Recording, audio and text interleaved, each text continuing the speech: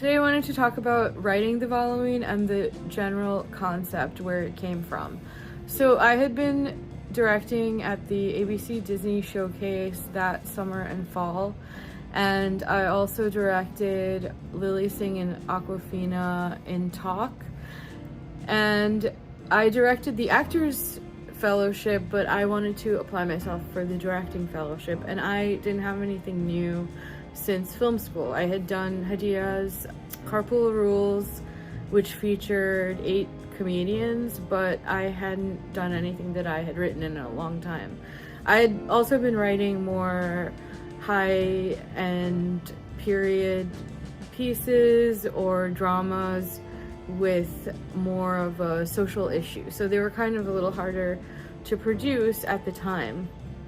And I took Alan Kingsberg's TV writing class. I was in the MFA program at Columbia for film, so I knew, structure for television. So I approached it as a comedy sitcom pilot, and I had an A story, which was the couple, Ninu and Bobby, are introducing their parents and throwing a Diwali party, and Ninu wants it to be perfect.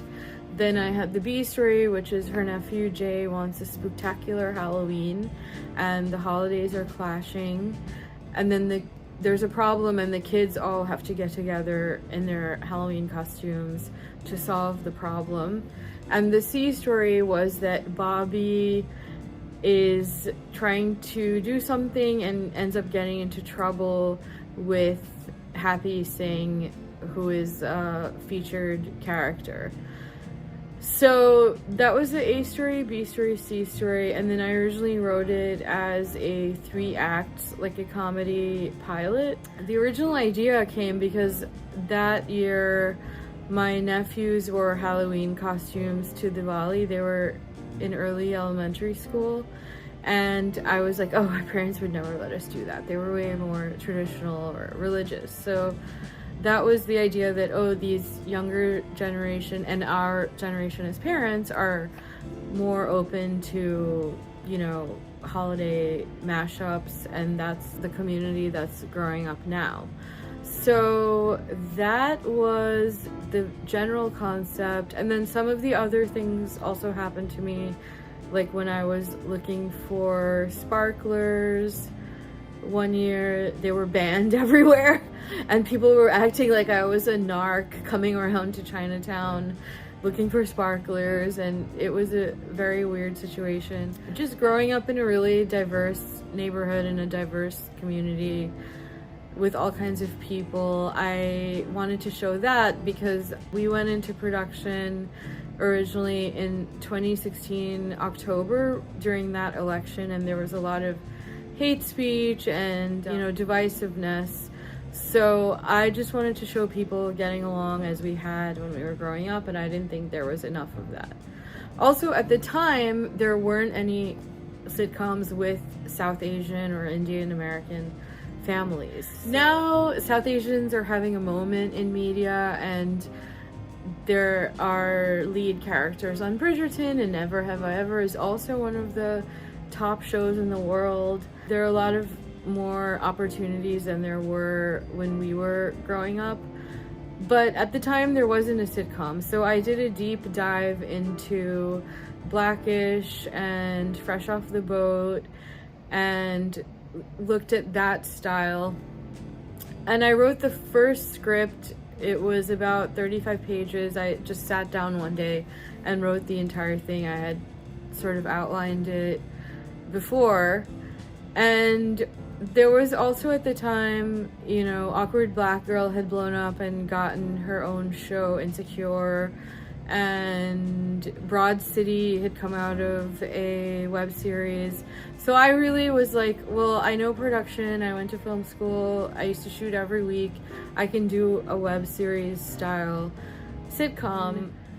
Also, I worked on Awkwafina's show, which was multicam, so I figured I could shoot it with 2 cameras because we had so many children. The original writing was 3-act structure with A story, B story, C story, 3 storylines.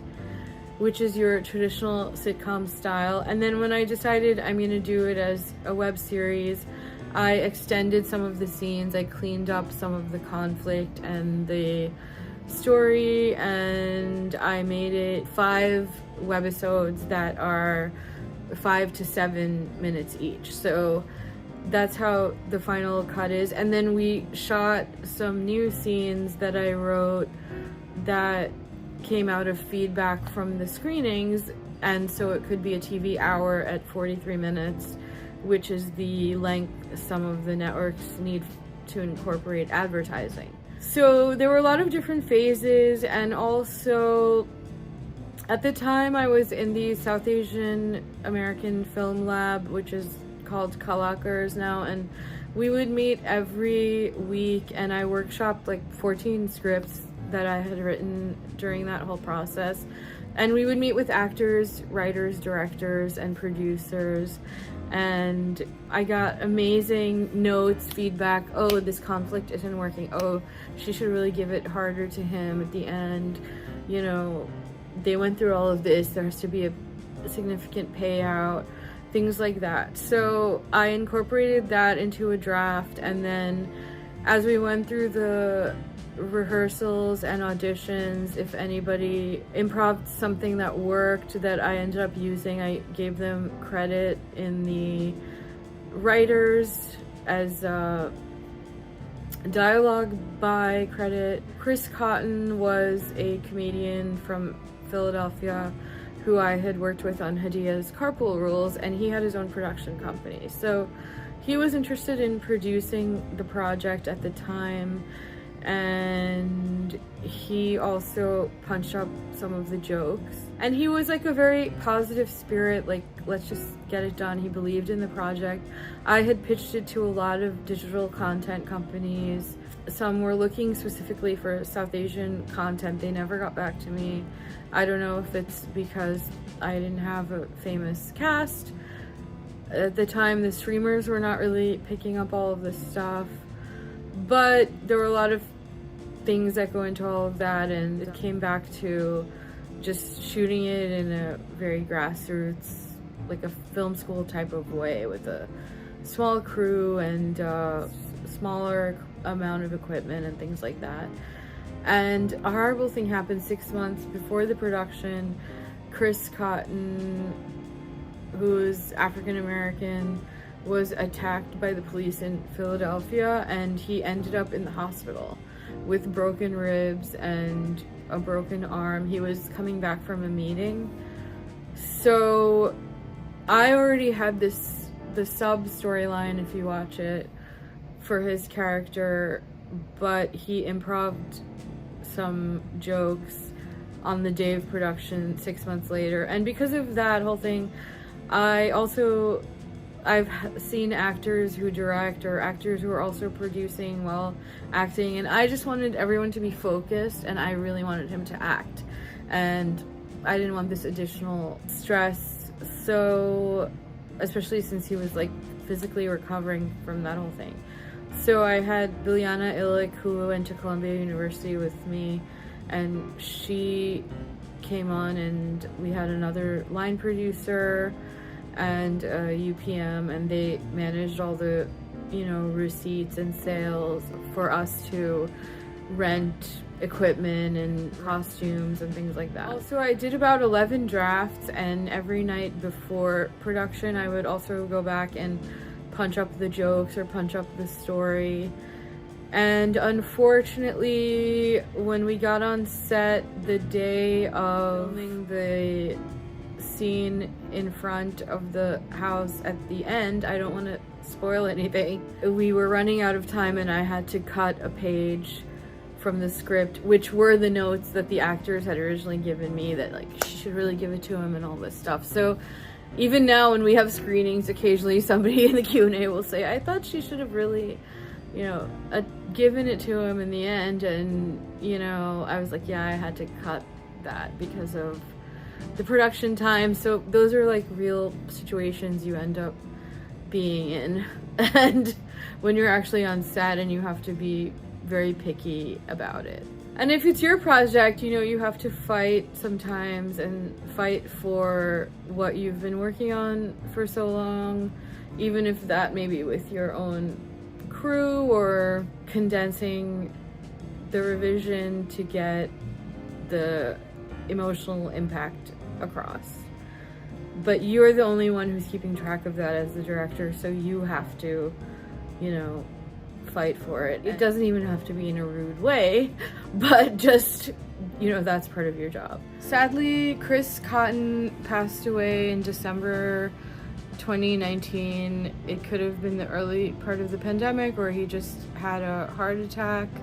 He was in his 30s and he left behind his wife and baby in Philadelphia. He also had a really positive attitude. Like, you know, you face the industry, and I had some doubts, like, oh, this project is about people of color, and I had already gotten a lot of rejections, and he would just say, oh, don't worry about it, that's just how the world works, and we'll work around it.